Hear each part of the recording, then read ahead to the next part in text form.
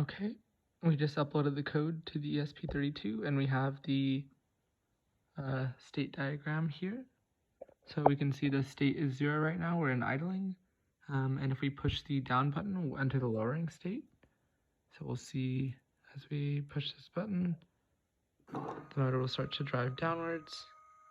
Then we start to read the encoder value here. So if I spin this encoder, which will be coupled to the output of the motor shaft along another long shaft that has a pulley on it, we will see the encoder value start to increment.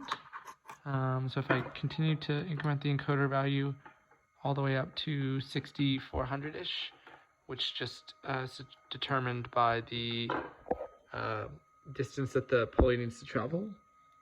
You can see this climbing.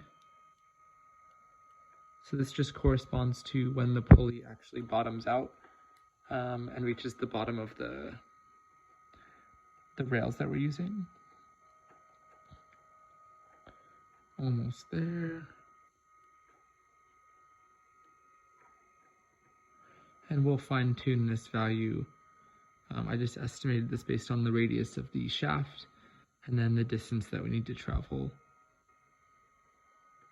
and converted that to the number of encoder steps. So once we get to 6400, you'll see that our motor will actually stop. So we see it there. And it said stopping pulley. And so now we're in, we were in the fully lowered state, and then the potentiometer, I turned it, so it's starting to move the sweepers. Let me see if I can do this here. So we hit the potentiometer, and it will start to move the sweepers out. I didn't turn it enough.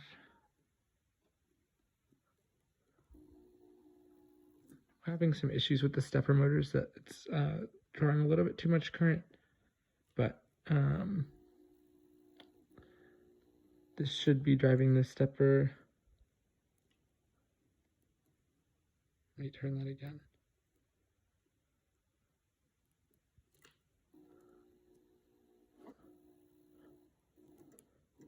Oops. Okay, one of the connections was loose. There we go. Okay, sorry, I had a connection loose there. So then it will move the sweepers. You can see that it's saying it there. And then if we push the up button, which is right here, we'll see the motor turn back on. And it starts lifting the motor again. And then, oh, I accidentally hit the limit switch. So it did home, which is this sequence here. And then it went to the idling state. And the last section is to go from, we can do 0 to 1 to 2 to 3.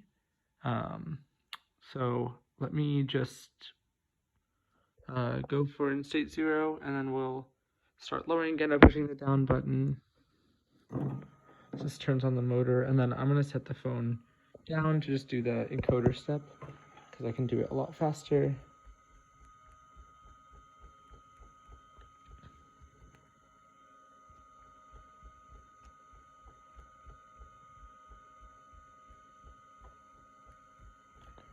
So once we spin the encoder up to about 6400, I was just spinning the encoder with both my hands. It's a little bit quicker.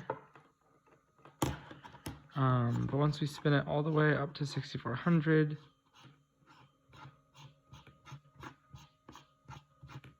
so we'll be in state 2, and then we can just push this up button once again, and it will say drive pulley up. We'll be in state 3, and we can push the limit switch here, and we see that its limit switch hit, and it stops the pulley. So that was that from 0 to 1 to 2 to 3 to 5, back to idling. So that was the second set.